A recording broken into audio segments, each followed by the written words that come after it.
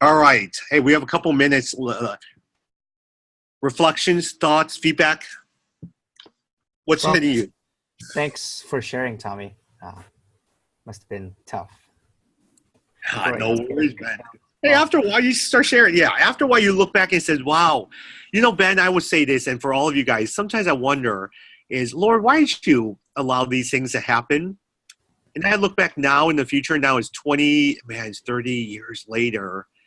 I probably wouldn't have this vigor of the ministry I have if it wasn't for those pain. I probably wouldn't be so focused as I am now or have a heart for people. And I look, Lord, those experiences actually softened me. Those experiences made me push a little harder, and those have a heart for ministry. And I look back and says, those experiences actually helped me become a better person, actually.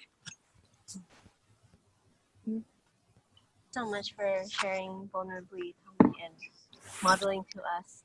It reminds me a lot of Icon last year and Prophet Lord's leadership as identity. Like, I think it's even as we were heading to the GCG, I remember that was a theme that I felt like the Lord kept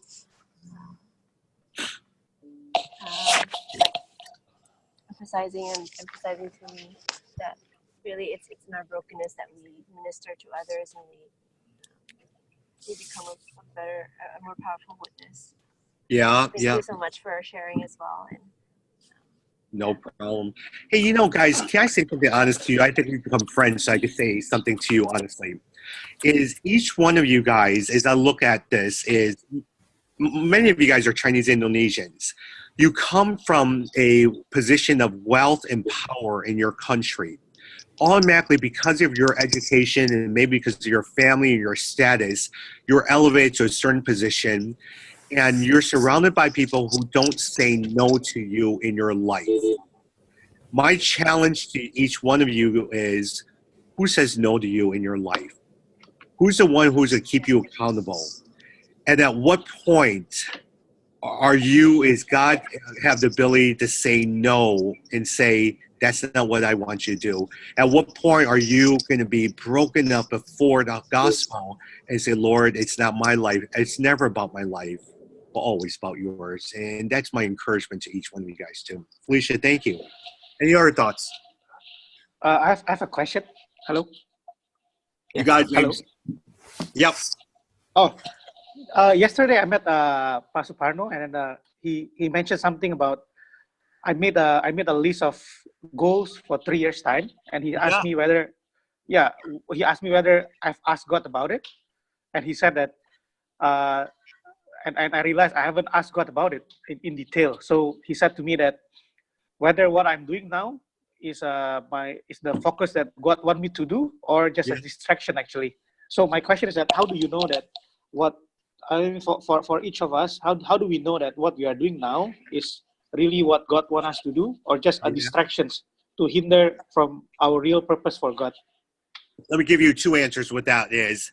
Grace, I literally, here's an example. I can make the best thing for you. I just met Grace this year. Before this year, never met Grace in my life. Did not know anything about Grace at all. I just knew a name, and I knew a person that we were going to hire to replace Sarah Chow. I will say, and Grace may feel differently, and it has now been, how long now? Close to a year now, Grace? Yeah, about 9 months probably. In the last 9 months, Grace has become one of the dearest and closest friends in my life. I love Grace so much. From a person 9 months ago where we didn't know each other to now where we literally talk every single week.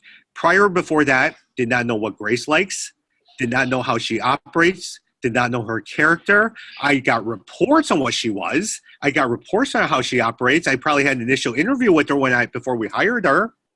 But now every single day for 9 months, or every single week for 9 months, and we got a chance to hang out in Seattle together, and I know little things. I know she likes Cheetos. I know she likes shopping. She goes crazy at Costco. I know all these little things. I know she has 2 kids now. I know they love Mario. I know they love Princess Peach, all that stuff. And she loves boxing because I watch her Insta stories all day. I know now Grace for the last 9, and she loves her coffee. And I know now after 9 months of watching her Insta stories and talking with her who she is. Give that another year, give that another 4 years or 5 years. I hope. I told Grace, I hope will realize that she'll never get rid of me in her life. We're going to be friends for a long, long time. 10 years from now, I will tell you everything about Grace, and we're going to know each other on a deeper level. And it has now moved from acquaintance to co-workers to friends into one of my dearest friends and someone I learn from and respect from. Same thing with God. As you walk in your journey, you will not know him. You will not hear his talking. You will not hear his calling. We are not going to be like Eli or David, where Samuel whispers to David, "You're going to be the next king." We probably won't hear that. Maybe some of us will, where God is very clear. You're going to be a doctor. You're going to be an engineer. Well, I've never heard that calling, all right? There are days when I roam around and says, I have no idea where I'm going. But as I follow God, as I come before him in prayer, as I continue to, his thoughts will become my thoughts. As I come in the word, I would sit there and say, this is what God would do.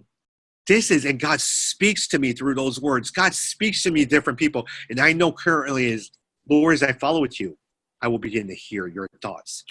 And sometimes, guys, James, he remains silent. He remains silent. And God has chosen not to show us what's next. For some of us, it's very clear. But for some of us, he chooses not to show us what's, and all he wants us to do is, are you faithful to where you are right now? Let me give you a quick example. I spent 10 years in a cell tower where I built cell towers, telecommunications tower. I thought I was going to do that all my life after 10 years. And then I went to seminary because I was working with a bunch of college students. And then I said, well, do you want me to go into pastoral ministry? Yeah, so I became a pastor for 3 years. Well, after 3 years, I realized that's not what God wants me to do. And then I actually got hired to work in the president's office at Moody Bible Institute. Brand new president. Presidents before that was going to be there for 20 years. So I thought, hey, I'm going to be there with this president for 20 years. I thought I was going to be there. That was God's calling. After 3 years, he says, Tommy, I'm resigning because of health problems. Well, God didn't tell me that because I thought I was going to be here for 20 years. That ended. And so then I started Resource Global. All throughout my life, God has never shown me what he wants me to do next. I've had to just be faithful to what he wants me to do right now. Am I faithful to where he wants me to do right now? And trust him along the way. And as I spend time with him, what his thoughts becomes my thoughts. And that's my encouragement to you as well, too, James, is sometimes we may not know, but as we come closer to him, his thoughts, we are always asking, Lord, allow your thoughts to be my thoughts. Does that help? Yeah. I'll think about it. Yeah. It's hey, well, if you want to, we can always talk about it a little bit more offline as well. It's complicated. There is no way sometimes where God says, you're going to be the next king. You're going to be a CEO. I wish he says that to me. He has never said that to me.